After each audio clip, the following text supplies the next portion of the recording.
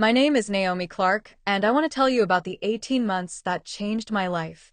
The months that began with the worst humiliation of my career and ended with something so extraordinary that I still have to remind myself it actually happened. I grew up in Peckham, South London, in a flat above a Nigerian takeaway where the smell of egusi soup permanently lived in the curtains. My mother worked double shifts at King's College Hospital for 22 years. She never complained. She wore her exhaustion like a quiet medal and told me, every single night when she came home and sat at the kitchen table with her tea, that the world would only ever give me what I was willing to fight for. I took that seriously. I took everything seriously. I studied hard, got my degree in business and finance from Queen Mary, University of London, worked my way up through 3 companies in 8 years, and by the time I was 31 I had earned a senior analyst position at a private equity firm called Alderton Marsh, headquartered in a gleaming glass building just off Bishopsgate in the city. Alderton Marsh was the kind of firm that smelled of leather and old money. The corridors were quiet in the way that only truly expensive places manage to be quiet, as if the sound itself had been briefed to behave. The partners held their meetings behind frosted glass and spoke in measured tones about sums of money that would make most people's hands shake. I loved it. I loved the precision of the work, the weight of the numbers, the feeling that what I did in that building actually mattered. I had fought hard to be there. I belonged there. Or, at least, I believed that until the morning of the Cavendish Capital presentation. Let me explain what that presentation meant to me. For 7 months of early mornings and late nights and weekends sacrificed and meals eaten at my desk, I had been building a comprehensive restructuring analysis for Cavendish Capital, a mid-size infrastructure company that Alderton Marsh was considering acquiring. This was not a small piece of work. It was a 400-page financial model, a risk assessment spanning 3 jurisdictions, an operational review covering 14 subsidiaries, and a strategic outlook that I had built from scratch using data I had sourced, verified, and cross-referenced myself. My manager at the time, a woman called Diane Forsyth, had given me the brief and told me I would be presenting the findings to the partners and the Cavendish board in the firm's main conference room. She had said it was my project. She had said those exact words. Your project, Naomi. Make it count. I made it count. I spent the final 3 weeks preparing my slides, rehearsing my delivery, anticipating every question the partners might ask. I knew that model like I knew my own reflection. I could quote figures from page 287 without looking at my notes. I had stress-tested every assumption, challenged every projection, and built contingency scenarios for outcomes that most analysts wouldn't even have considered. I was ready. I was more than ready. The morning of the presentation, I arrived at the office at 6:15. I wore my best suit, charcoal gray, tailored, the one I'd bought myself as a gift the day I got the Alderton Marsh job offer. I set up the conference room personally, arranged the printed decks, tested the projector, confirmed the catering order, and sat down at my desk to run through my opening remarks one final time. At 8:45, Diane Forsyth called me into her office. She was sitting behind her desk with her reading glasses on, looking at her computer screen rather than at me when she spoke. She told me there had been a change of plan. She told me that given the significance of the Cavendish deal to the firm's Q3 pipeline, the partners felt it would be better to have a more senior voice leading the presentation. She told me that a colleague of mine, a man called Richard Holt, would be presenting the analysis that morning. I stood very still. I asked her to repeat what she had said, because I was quite certain I had misunderstood. She repeated it. Same words. Same flat, unbothered delivery. Richard Holt would be presenting. I was welcome to attend as support. Richard Holt had been at the firm for 4 months. He had joined as a lateral hire from a smaller advisory boutique in Leeds. He was personable and loud at the Friday drinks, and he had a way of laughing at the partners' jokes that suggested he had been practicing it since university. He was also, and I say this without any personal malice, broadly unfamiliar with the Cavendish Capital project. He had sat in on 2 of my working sessions in the previous month, asked a handful of surface-level questions, and contributed precisely nothing to the analysis. I told Diane, as calmly as I could manage, that I was concerned about this approach. I told her that Richard hadn't been involved in building the model and that there were nuances in the analysis that required deep familiarity with the underlying data. I told her that I had been preparing this presentation for weeks and that I was confident in my ability to deliver it.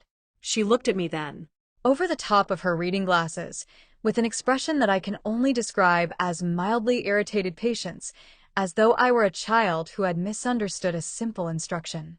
She said, and I will never forget this for as long as I live, that perhaps I should think about whether I was being oversensitive about something that was really quite routine.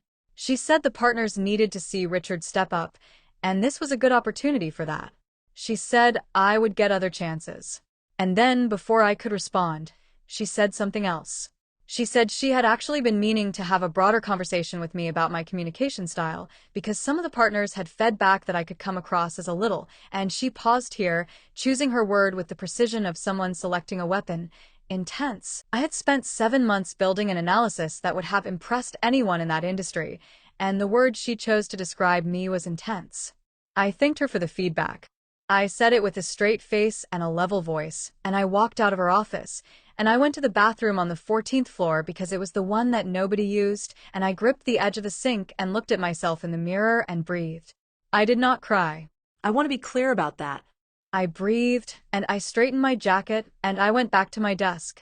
And then I did something that I have thought about every day since, because it was the moment everything began to unravel, not for me, but for them. I opened a new folder on my personal encrypted hard drive, the small portable one I kept in my desk drawer. And I started saving copies of everything. Every email from Diane referencing the Cavendish project. Every document I had authored with its metadata intact. Every version history showing my contributions and timestamps. I had been meticulous about documentation throughout the project. It was simply how I worked, but from that morning onwards I became something beyond meticulous.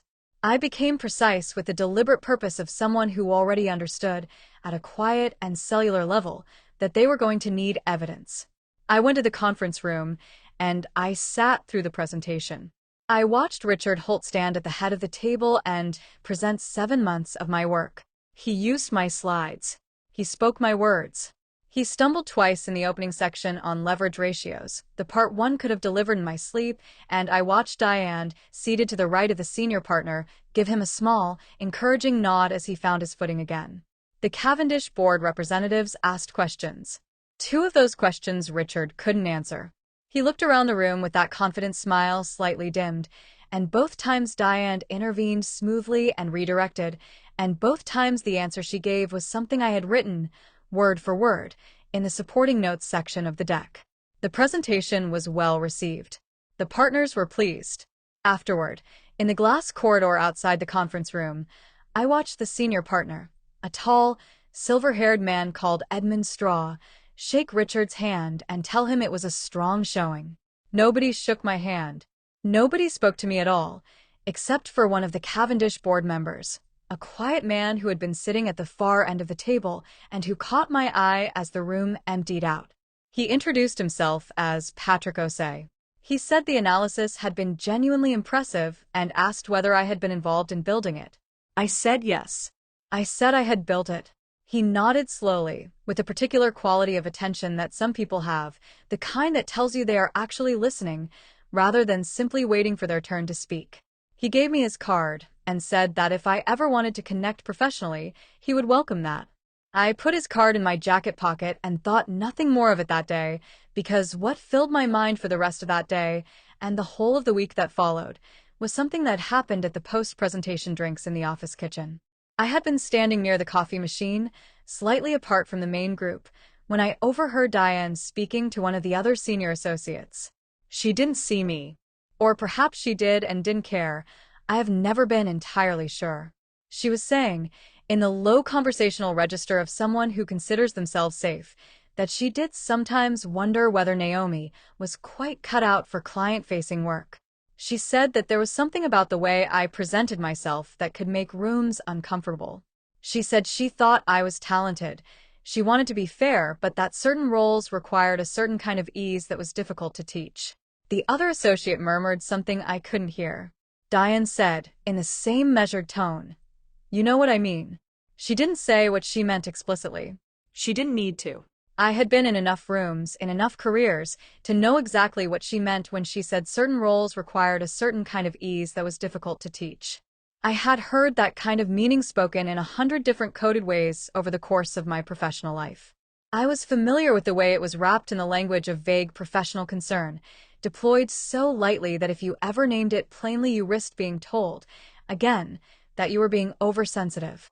I went home that night on the overground to Peckham, and I sat in my flat, the small, clean, fiercely organized flat that I was deeply proud of, and I ate dinner, and I called my best friend Josephine, who had known me since secondary school, and who had the particular gift of being honest with me even when honesty was uncomfortable.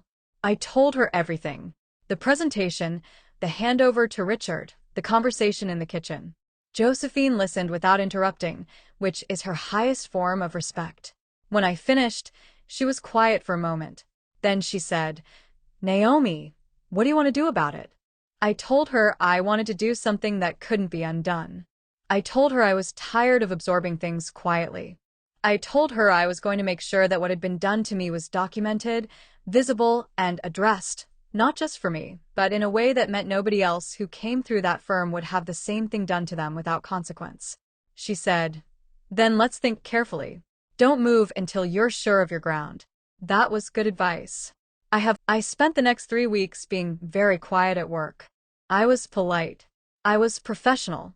I produced excellent work because I am constitutionally unable to produce anything else. I observed. I listened. I built a careful and comprehensive picture of the patterns I was seeing, and I recorded them with the same rigor I applied to any financial analysis.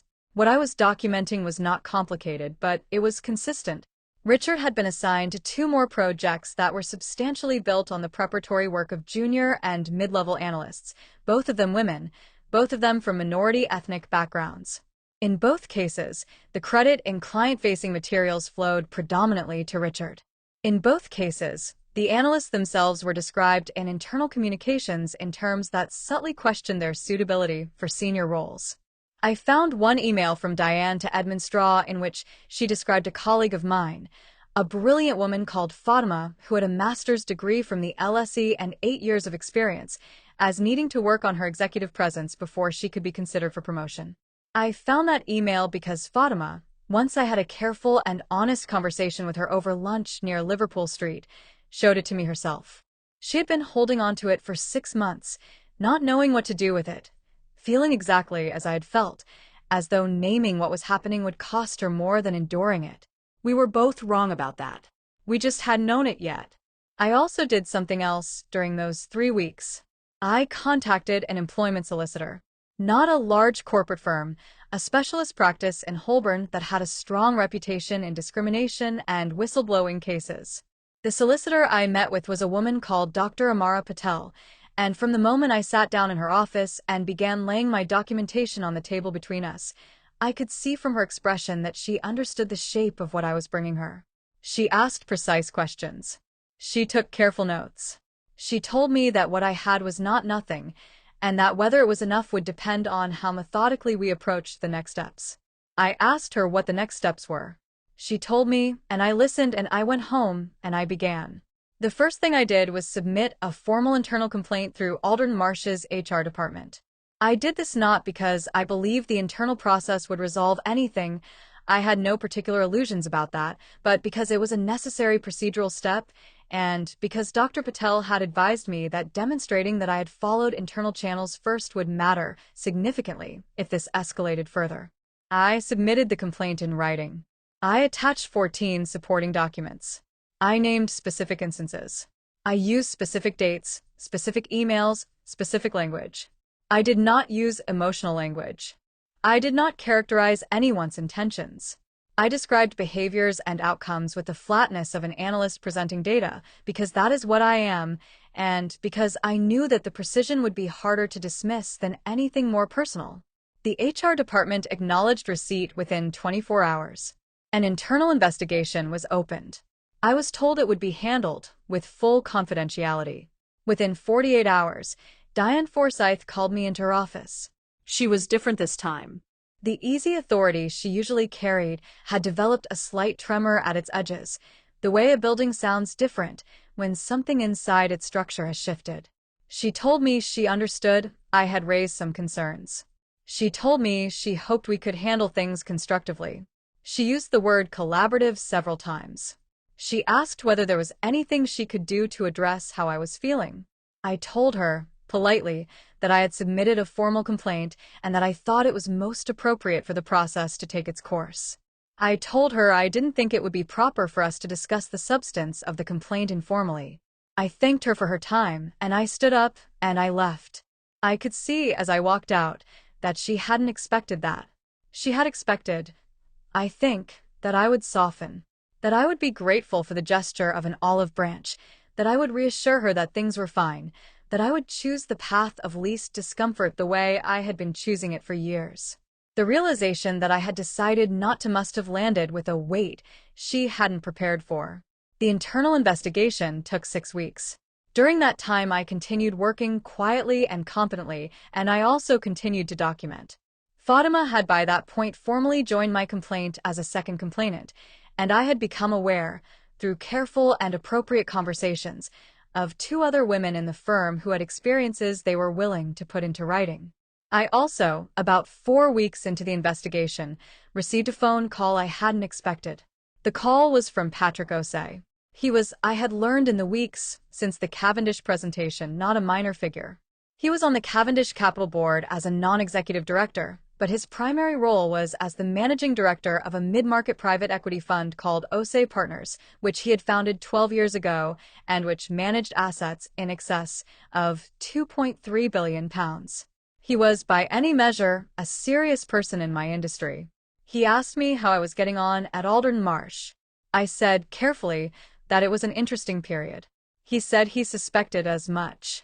He said something that surprised me, that he had done some quiet inquiring after the Cavendish presentation, that it had become apparent to him, who had actually built the analysis had sat through that morning, and that he had been thinking about it ever since. He said he ran his business differently from the way he'd seen some others run theirs, and that one of the things he looked for when he was thinking about his team was the ability to build rigorous analysis under pressure, and then have the composure not to let ego get in the way. I said I thought I had demonstrated both of those things recently, though perhaps not entirely by choice. He laughed. It was a genuine laugh, not the performed variety. He said he'd like to meet for coffee and talk about what I was looking for professionally. We met the following Tuesday at a coffee place in Spitalfields, a 10-minute walk from Alderton Marsh. I wore my second-best suit and arrived 3 minutes early, and spent those 3 minutes telling myself to treat it as a conversation, not an audition, and to say what I actually thought rather than what I imagined he wanted to hear. It was the best professional conversation I had ever had. He asked me about the Cavendish analysis in detail, real detail, not the surface questions, and I answered with the fluency of someone who has lived inside a piece of work for 7 months, and I could see that he was registering both the knowledge and the fluency. He asked about my background, and I told him honestly, including Peckham and my mother and Queen Mary and the 8 years of working my way up, and he listened without the faint flicker of condescension that I had learned to watch for in rooms like this. He told me about Osei Partners, its investment thesis, its current portfolio, the areas it was looking to expand into. He asked what I thought of their approach to infrastructure investment, and I told him, with complete honesty, both what I admired and what I would push back on if I were sitting on his team. He tilted his head at that last part and said, "Good. That's exactly the kind of thing I need people to say out loud." By the end of the meeting, he had told me there was a head of analysis position opening at Osei Partners in approximately 4 months' time, and that he thought I should be the person in it if we both decided that was the right fit after a proper process. I drove home that evening. I didn't take the overground. I drove because I needed to sit with the quiet, and I parked outside my flat in Peckham, and I sat in my car for a few minutes looking at the yellow light in the window above the takeaway across the street, the same quality of yellow that had been in my mother's kitchen window my whole childhood, and I thought about what it meant to finally be seen clearly by someone with the power to act on what they saw. The internal investigation at Alderton Marsh concluded 3 weeks later. The outcome was more significant than I had allowed myself to hope for. The investigator, an external HR consultant brought in to preserve the appearance of independence, found that there had been a systematic pattern of credit misattribution on at least 4 projects spanning 18 months. They found that the performance language used in communications about several female analysts of color constituted potential evidence of indirect discrimination under the Equality Act 2010. They found that Diane Forsyth had, on at least two documented occasions, made comments in a professional context that fell below the standard of conduct the firm required. Diane Forsyth was placed on administrative leave pending further review within a week of the report being issued. The partners called a firm-wide meeting. Edmund Straw, silver-haired and visibly uncomfortable in a way I had never seen him be uncomfortable before, spoke about the firm's commitment to equitable practices and announced that an independent audit of the promotion and credit attribution processes would be conducted. He announced that a new senior HR role focused on inclusion and equity would be created. He was careful with his language in the way that people are careful when there are solicitors paying attention. Dr. Patel, who had been paying very close attention, told me the following morning that the outcome of the internal process was a solid foundation, and that if I wished to pursue an employment tribunal claim on top of it, the documentation we had assembled would give us a strong starting position. I thought about it for 48 hours. I thought about what I wanted. Not what I was owed, not what would be most dramatic, but what I actually wanted when I was honest with myself. I wanted acknowledgement. I wanted it to be on record. I wanted the women who had submitted complaints alongside me to be treated fairly. And I wanted to move forward into work that was worthy of me. I reached a settlement with Alderton Marsh. The terms are confidential, and I won't pretend otherwise, but I will tell you that they were meaningful and that they included a formal written acknowledgement of what had taken place, and that Fatima and the two other women who had joined the complaint each received their own individual settlements that I was told, separately, not in detail, were also meaningful. On my last day at Alderton Marsh, I collected the few personal items from my desk, slipped my portable hard drive into my bag, and walked out through the glass lobby onto Bishopsgate. It was an October afternoon, and the city was doing its particular autumn thing, the low light turning the old stone buildings gold, while the glass towers reflected a sky the color of pewter. I stood on the pavement for a moment and breathed the cold air and felt something loosen in my chest that I hadn't realized had been tight. I called my mother on the walk to Liverpool Street Station. She answered on the second ring, which was unusual for her. She was often busy, even in retirement, and I told her what had happened. All of it in the right order. She listened the way she had always listened, without interrupting, until I finished. Then she said, "I always knew they underestimated you." I said, "I know, Mum." She said, "I hope you're proud of yourself." I had to stop walking for a moment because the truth was that I was, and that it had been a long time since I'd let myself feel that without immediately qualifying it. The formal offer from OSE Partners came 6 weeks later. Head of analysis, with a remit that covered portfolio oversight, new deal evaluation, and a small team of 3 analysts reporting to me. The salary was 32% higher than what I'd been earning at Alderton Marsh. The offices were in a Georgian building in Marylebone with high ceilings and real daylight, the kind of natural light that you forget to miss until you're suddenly working in it again.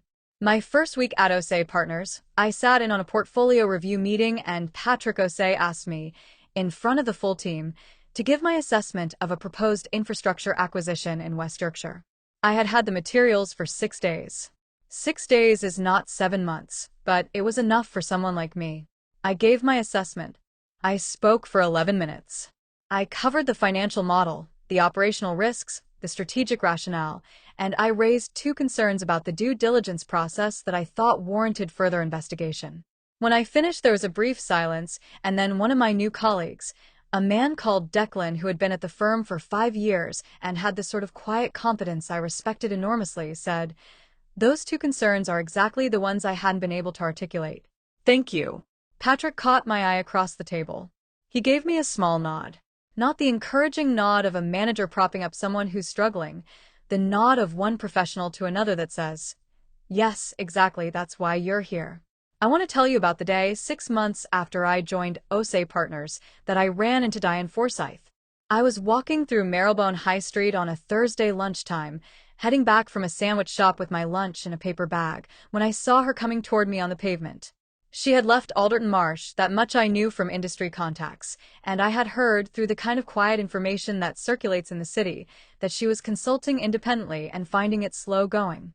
The confidence she had always carried as armor had worn thin in a way that was visible from 10 meters away. She looked tired. She saw me.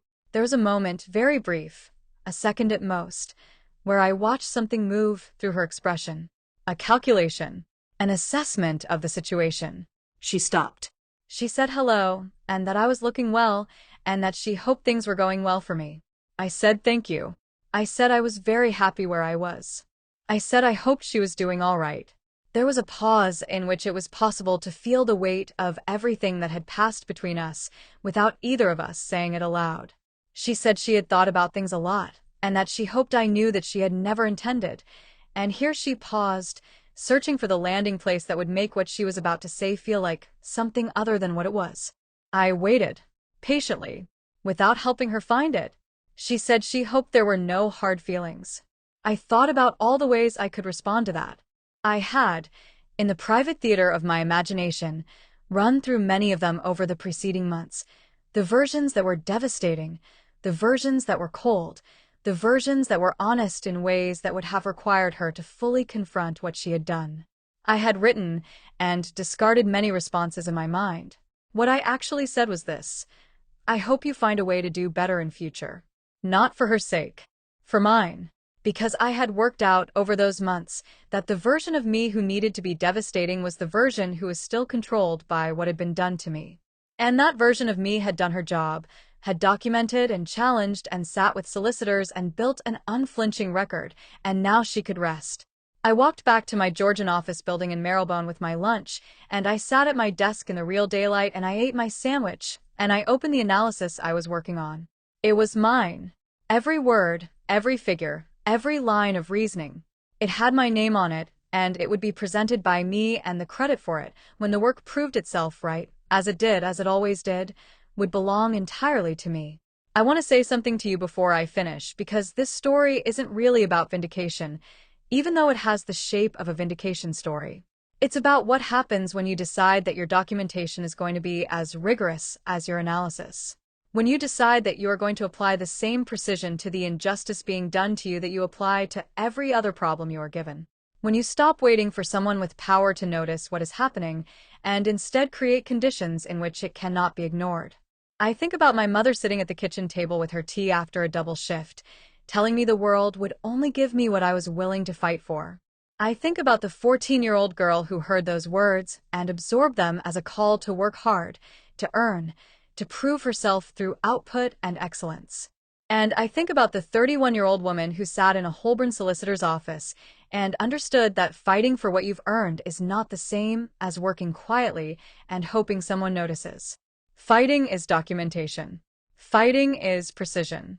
Fighting is sitting in a room with someone who doesn't believe your version of events and laying the evidence in front of them so carefully and so completely that your version becomes the only version. Fighting is calling the Patrick O'Seas of the world back.